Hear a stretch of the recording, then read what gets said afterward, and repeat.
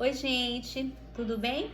Eu sou a Célia, sou pesquisadora do LEPED, que é o Laboratório de Estudos e Pesquisas em Educação, Diversidade e Inclusão da Universidade Federal Rural do Rio de Janeiro. Se você está me acompanhando, você deve ter visto a parte 1 desse vídeo, foi semana passada. Bom, queria dar umas dicas para os pais, né, que estão com os filhos em quarentena, na pandemia. O que a gente pode fazer de atividades com eles? Bom, no primeiro vídeo, a gente abordou mais questões de como levar o filho ao médico, os encaminhamentos, como fazer para o filho conseguir uma vaga na sala de recursos. Nesse eu vou dar algumas orientações mais pedagógicas para vocês, de atividades que vocês possam estar fazendo em casa. Porque muitas mães podem ter pensado: ah, Célia, você orientou a gente como procurar um médico, como conseguir o laudo, mas meu filho já está com laudo, já está medicado ou não, é uma criança que não precisa de medicação. O que a gente pode estar fazendo de atividades com eles em casa? Bom, pensei em trazer hoje para vocês atividades para as principais disciplinas: português, né? Linguagem, matemática, história, geografia e ciências. Olha só, gente, para começar, mãe, você não é professora, então você não tem a obrigação de estar trazendo estar fazendo com seu filho atividades com altos recursos. Não, a gente vai conversar um pouquinho hoje o que vocês podem fazer dentro da capacidade de vocês, da formação de vocês, ok? Principal, vamos começar falando do tempo. Olha, Célia, eu ainda não fiz nenhuma atividade nessa pandemia com meu filho, eu não tenho tempo para ficar 4 horas sentado com eles como se estivesse na escola. Bom, vamos aí, principal, você não tem que ficar 4 horas. Na escola, ele não ficaria 4 horas sentado fazendo atividade, não. Ele levantaria, brincaria com o colega, iria para o recreio, teria horário do lanche, teria horário para ir no banheiro. Então você tem que ter isso em mente. 4 horas. Uma mãe interagindo com a criança, ou então o pai interagindo com a criança, gente, é muito tempo, é uma coisa que vai desgastar demais a criança, não vai ser produtivo nem para você, nem para o seu filho. Então, vamos tirar isso da ideia, não vai acontecer. Célio, eu só tenho 30 minutos. Então, é com esses 30 minutos que a gente vai estar trabalhando. Mas eu vou dizer uma coisa muito importante para vocês. Se for 30 minutos que você estabelecer, tem que cumprir os 30 minutos. Por quê? A pior coisa é você se programar a criança e depois não dá certo. Célia, 30 minutos é muito para mim. 20 minutos, sim. 20 minutos você vai poder ficar com o seu celular desligado? Você vai poder desligar a televisão? Porque não adianta nada você chegar, colocar uma atividade qualquer para a criança e fazer outras coisas, deixar ele no celular, você ficar no celular, mandando áudio. Não é isso. É 30 minutos que você tem, é 20 minutos que você tem, são 20 minutos com o seu filho, para fazer atividades com o seu filho. Bom, outra coisa, algumas crianças, principalmente as crianças com o transtorno do espectro autista, têm muita dificuldade em fugir da rotina. Então, prepara o seu filho para essas atividades que você vai estar fazendo. Eu tô falando isso assim de uma maneira séria porque é sério. Eu vou dar um exemplo que aconteceu comigo. Por que eu vou dar um exemplo que aconteceu comigo? Porque muitas vezes a gente, quando escuta uma pedagoga falando, a gente pensa assim: ah, ela tá falando isso aí, ela leu num livro, na vida real é totalmente diferente. Então, assim, eu gosto sempre de trazer atividades, de trazer ideias, de trazer dicas, orientações. Eu sou assim na minha vida também, né? No trabalho, não é só pela internet, não. Eu gosto de dar orientações do que eu já vivi, ou na minha família, ou no meu trabalho. Isso eu vivi na minha família. O meu sobrinho, ele tem muita dificuldade de fazer alguma coisa fora da rotina. Há uns 4 anos atrás, a gente percebeu que ele estava com muita dificuldade na leitura, a turma já tinha avançado bem e ele não. Ele já estava, se não me engano, no 2º ano de escolaridade ou no 3º. E a leitura dele não estava boa, não estava concluído o processo de alfabetização. Então a gente planejou, queria toda noite estar com ele 30 minutos, o que eu falei para vocês. Era o tempo que a gente sabia que ele ia conseguir ficar e que eu ia conseguir ficar e que eu tinha, era o tempo que eu tinha, 30 minutos. Vai fazer diferença? Vai, porque fez muita na vida dele.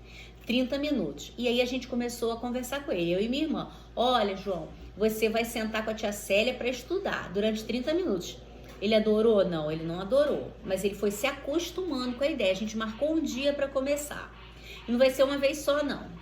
E aí separamos uma atividade. Qual foi a atividade? Com a atividade que vocês podem usar também. Ele tinha textos pequenos da escola, textos de 4, 5 linhas, não era nada grande, eram 4, 5, como se fossem parlendas. E aí eu sentava com ele, a gente marcou o dia de começar, ele já sabia que iria começar, e aí toda noite a gente fazia a leitura da parlenda. E aí tem uma outra coisa muito interessante. Muitas vezes eu dou dicas para as pessoas, até para os professores, e os professores falam: eu já fiz essa atividade com ele uma vez e não deu certo. Gente, atividade não é igual o filme da televisão que se a gente viu uma vez, encheu, tem que passar para outro, não. Você faz, deu certo, não deu certo, repete a atividade, faz novamente. Por exemplo, fez uma leitura com ele, a criança adorou, eu fiz uma vez. Faz de novo. A mesma atividade? Sim. Uma vez eu estava dando essa orientação e uma pedagoga que estava comigo falou assim: lógico que de uma forma diferente, não pode ser a mesma. Pode ser a mesma sim. Muitas crianças adoram a repetição. Isso faz elas se sentirem seguras, confortáveis. Então, deu uma atividade, pode dar novamente. Por exemplo, atividade de matemática. Aí eu vou dar a dica de uma atividade de matemática. Uma coisa que as mães sempre falam comigo: Célia, eu acho muito importante que o meu filho saiba contar, saiba conhecer dinheiro. Será que algum dia ele vai saber lidar com dinheiro? Ele vai saber receber um troco? Ele vai saber pagar alguma coisa? E aí eu pergunto: e quando você mostra dinheiro para ele, quando você dá um dinheirinho para ele, quando ele vê dinheiro... não, ele não está preparado para isso. Gente, isso é um mito. Ele não vai estar preparado para as atividades a menos que você comece com as atividades. Eu não estou mandando você fazer, não estou sugerindo que você faça nada tão fora do normal, não. Começou a atividade, tirou os seus 30 minutos, você sentada com ele, celular desligado, televisão desligada, pega o dinheiro que você tem na sua carteira e vai apresentando. Fala: filho, a aula de hoje é ensinar para você o que é dinheiro. Isso é nota, isso é moeda, isso é uma nota de R$10, isso é uma nota de R$20, isso é uma nota de R$50, isso é uma moeda de 25 centavos. Pergunta para ele: quer pegar no dinheiro? Dinheiro é uma coisa suja, mas depois você lava a mão dele, ensina. Isso é outra coisa que ele vai ensinar. Olha, meu filho, quando a gente já terminar essa aula, dinheiro vem com coisas ruins da rua, sujeira. A gente vai lavar a mão, a gente não pode botar o dinheiro na boca. Todas essas coisas você vai estar ensinando para ele. Olha só que aula rica. Você sentou com seu filho para mostrar nota e moeda, vai estar trabalhando numerais e depois vai estar trabalhando a questão da higiene também, que é tão importante. Mas isso você só vai conseguir fazer se você delimitar um tempo, se estiver sentada com ele, estiver com a televisão desligada, estiver com o celular desligado, porque eu vejo, e estiver num ambiente de calma. O que é um ambiente de calma? Algumas mães me contam e eu fico sinceramente horrorizada, e não é nem no período de pandemia, não. Eu sento para dar aula para ele, sento para fazer o dever de casa, é ele sentado com o chinelo do lado e toda hora dou uma burdoada. Gente, o que é isso? Vai fazer, essa criança vai gostar de estudar quando? Nunca. Tem que ser um momento prazeroso. Um momento prazeroso quer dizer que não tenha violência. Agora, não quer dizer que a criança vai sentar e vai adorar, não. Você vai, conversando com ele, como eu dei o exemplo do meu sobrinho, porque, assim, eu tenho 2 filhos, mas meu filho já está com 30 anos, minha filha já está com 15, então, assim, já afastou um pouco o tempo que eu, como responsável, não como orientadora, sentei para conversar. Essas atividades que eu fazia com meu sobrinho, que nós fizemos durante 1 ano, ele não sentava numa felicidade, não, mas eu brincava com ele, mostrava pra ele, e sempre firme, sem chinelo do lado, nada de chinelo do lado. Firme, não, a gente vai fazer os 30 minutos, a gente vai estudar. Eu falava pra ele: quanto antes você aprender, antes você se livra disso. E aí a rotina tem um ponto muito importante. eu percebi, e isso não é só com ele, isso serve para muitas crianças, que aquela semana que eu estava mais enrolada, que eu pulava um dia, 2 dias, depois para pegar a rotina de novo era mais complicado. Então pensem bem antes de estipular o tempo que você vai ficar. É 30 minutos? É 30 minutos que você combinou com seu filho? Faça. Tem que ser, de preferência, no mesmo período. Se você vai fazer de manhã, se vai fazer de tarde, se vai fazer de noite. Ah, Célia, mas para criança tem que ser de manhã ou de tarde. Não, se o melhor horário para você foi depois que você fez a janta, lavou a louça, botou o outro filho para a cama, então vai ser de noite. Tem que ser um horário que seja adequado para os dois. Certo, você deu a ideia, você já falou do tempo, já entendi que tem que ter tempo, já entendi que tem que ter a rotina. Que mais? Que atividades que eu posso fazer? Você já deu a ideia de fazer uma atividade matemática? Bom, nós que somos assim, que temos mais de 30 anos, a maioria das pessoas costuma contar que os pais liam histórias, né? E hoje em dia é tão raro a gente sentar para ler uma história para um filho. E isso é uma atividade excelente. Célia, mas isso poderia contar como os 30 minutos de atividade? Com certeza. Leia uma história para eles, chamando atenção para coisas do tipo, olha, o nome da história é João e Maria, por exemplo, se for a história de João e Maria. O nome disso é título. Tem coisas que a gente muitas vezes não ensina para a criança e que a criança está preparada para ensinar, a gente só nega informações, né? Eu tive uma experiência muito agradável na turma de pré-escolar, que a professora, todos os dias, ela fazia uma leitura para eles. Nem sempre era um livro novo não, tá, gente? Ela tinha alguns livros e muitas vezes ela repetia a história, porque criança gosta de repetição. Essa coisa de a gente achar todo dia tem que ser uma atividade nova, não é verdade. Tem que ser uma atividade prazerosa. E aí ela ia contar a história, ela falava, olha, o nome do livro é João e Maria. Então, gente, vocês entenderam qual é o título do livro? Qual é o título do livro? João e Maria. E aí ela falava o nome do autor, ela lia para as crianças o nome do autor, ela não passava direto para a história. Foi bem interessante que um dia eu fui assistir a contação dela e as crianças perguntaram, 4 anos, tá? Turma de 4 anos pré-escolar. Tia, tem a foto do autor? Olha que lindo. Porque aquelas crianças eram muito avançadas? Não, porque aquelas crianças tinham uma professora que tinha o hábito de ler para eles e tinha o hábito de mostrar para eles quem era o autor, qual era o título do livro. Então, quando for ler o livro para os seus filhos, se essa foi a atividade que você escolheu, leia o título, fala que é título, fala autor, mostra se tiver a foto. Então, aí nós já tivemos 2 atividades, né? Atividade da matemática, que é ensinar, mostrar o dinheiro para eles, a contação de histórias. Agora temos outras matérias, outras disciplinas. Atividade de geografia e de história. O que a gente pode estar trabalhando com geografia e história?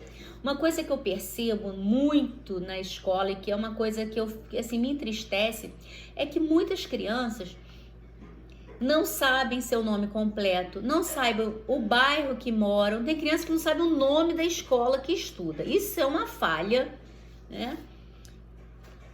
De quem está ensinando, dos pais, da família. Mas a gente não está aqui para julgar não, para achar erros não. Estamos aqui para dar, ensinar, apresentar alternativas. E uma ótima alternativa é essa. Nesses 30 minutos que você vai estar sentada com ele, vai estar sentado com seu filho, você vai fazer o quê? Você vai falar, meu filho, você sabe o seu endereço? Conta o endereço para ele, faz ele repetir. Aí cai de novo naquilo que eu já falei. Algumas pessoas falam assim, ai, Célio, eu já falei uma vez, já falei várias vezes, ele não grava. Fala outras vezes. Se você já falou 10 vezes e não gravou, vai falar a 11ª, vai fazer a 20ª, né? É uma coisa que eu sempre conversava com meu sobrinho, eu sempre perguntava para ele qual era o nome completo dele. Ele no início trocava, porque o nome é enorme, depois gravava. Minha filha tinha muita dificuldade de gravar o que era município, o que era bairro, o que era cidade. Já sabe, claro, tá com 15 anos, né? Mas por que eu tô falando isso? Porque é importante você trabalhar essas coisas. Falar o que é um CEP, por que é o CEP, que o CEP ajuda a chegar a carta na sua casa. E perguntando várias vezes mesmo. Eu perguntava, João, fala pra mim seu nome todo. Aí ele falava errado, eu ria. Aí esse rir eu não ria dele. Isso é importantíssimo, gente. A gente não ri do filho, do aluno, do sobrinho, da criança que a gente está dando aula. A gente ri com ele. Isso é importantíssimo, tá, gente? Tem muita diferença e a criança percebe. Muita diferença mesmo. Outra coisa que é muito importante. A criança fez você leu a história para ele. Terminou de ler, tá, Célia, eu li, e aí? E aí, pode parar por aí. Só de ler uma história, você já vai estar dando uma atividade muito interessante. Mas se você quiser aprofundar, e é interessante aprofundar, você pode chegar para o seu aluno e falar o seguinte, o seu aluno, o seu filho, né? Naquele momento ele está como aluno, como estudante, então eu dei essa trocadinha. Você pode chegar para o seu filho e perguntar: meu amor, o que você, meu filho, meu bem, meu querido, o que você entendeu da história que a mamãe leu para você? E aí ele vai dar a interpretação dele. Você pode pedir para ele fazer um desenho, como é que ele imagina essa história. Ah, se ele não sabe desenhar, ele diz que não sabe desenhar. Instiga, chama, porque você vai estar trabalhando com a criatividade, vai estar trabalhando com a questão artística. Muitas crianças, isso é uma coisa muito comum. Eu sou orientadora educacional, como eu falei no início do primeiro vídeo, acho que falei no início desse vídeo também. E quando eu sento lá na minha sala, eu sempre peço, faz um desenho aqui pra mim. Muitas crianças falam, tia, eu não sei desenhar. E aí eu falo e vou repetir para você poder falar pro seu filho também. Não tem problema, você não tem que fazer um desenho lindo. Faz o desenho que você consiga fazer. Isso é que é o mais importante.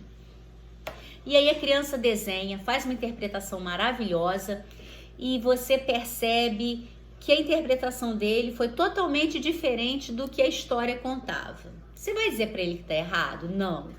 A interpretação dele é válida. O que ele entendeu é válido. Você vai validar. Ai, que legal, que interessante. Mas se a interpretação for muito diferente do que a história pretendia contar, você não vai negar a informação, você vai contar para ele, você vai dizer: nossa, que interessante, você viu a história desse jeito, mas a maioria das pessoas vê de uma outra forma. E aí você explica o que a história quis dizer. Vou dar um exemplo bem prático para vocês sobre isso. Ontem à noite o meu sobrinho comeu um lanche de batata frita com bacon e queijo. E aí a mãe perguntou para ele: você gostou dessa batata frita? E aí ele falou: gostei, mas eu não gostei muito do churrasco. Aí a minha irmã: churrasco? Que churrasco? Eu escutei, né? Ri com ele, não ri dele. Falei: que interessante, João. O que você tá chamando de churrasco? Aí eu falei pra minha irmã: é o bacon. Eu falei: legal você chamar de churrasco, mas se for pedir essa batata em algum lugar, tem que pedir batata com bacon, porque ninguém vai entender se, né, batata de churrasco. Mas realmente tem um gosto de churrasco. O que eu fiz nesse momento? Eu validei a interpretação dele, ele adorou, achou o máximo. Hoje a gente já conversou de novo sobre isso, um pouquinho, que a gente não conversa muito, ele não gosta muito de interagir, assim, de conversar muito comigo. Eu validei o que ele pensou, né? Mas dei a informação para ele, eu não neguei a informação para ele. Bom, nós tivemos aí então a atividade de matemática, que é a contação do dinheiro. Nós temos atividades de linguagem, de português, com a contação de história e interpretação. Tivemos atividade de história e geografia, com você informando bairro, município, endereço, nome, data de nascimento, porque isso faz muita diferença lá na frente, quando estiver estudando história. E agora, para finalizar, a gente vai fechar com uma atividade de ciências. Que atividade de ciências, Célia? Vamos começar com uma atividade bem simples, aquela de plantar o feijão. Ai, Célia, todo mundo faz isso. Mas olha quanta coisa você pode explorar com seu filho.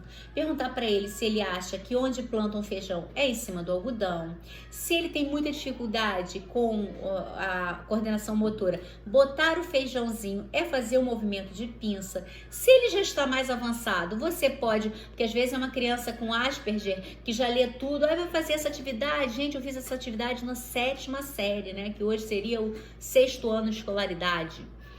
E nós fizemos registros de como o feijão ia crescendo dia a dia, se ele morreu. Olha só quanta coisa interessante você vai estar trabalhando. E repetindo, você pode sempre repetir as atividades, porque cada vez que você repete, a criança vai interpretar de uma forma diferente, de uma forma prazerosa. E essas dicas que eu trouxe são simples? São, mas eu espero que seja um pontapé inicial para você poder trabalhar com seu filho na quarentena, aproveitar esse momento, que é um momento tão difícil para todo mundo, tá todo mundo tão assustado, para poder se aproximar, para criar um hábito de estudo, um hábito de sentar, e esse hábito de sentar junto, estudar junto, que ele possa ser levado para a vida mesmo depois que as aulas retornarem. Fiquem bem, se cuidem, quem puder fique em casa, quem não puder mantenha os hábitos de segurança, usem máscaras, evitem aglomeração, lavem sempre as mãos. Um beijo para vocês.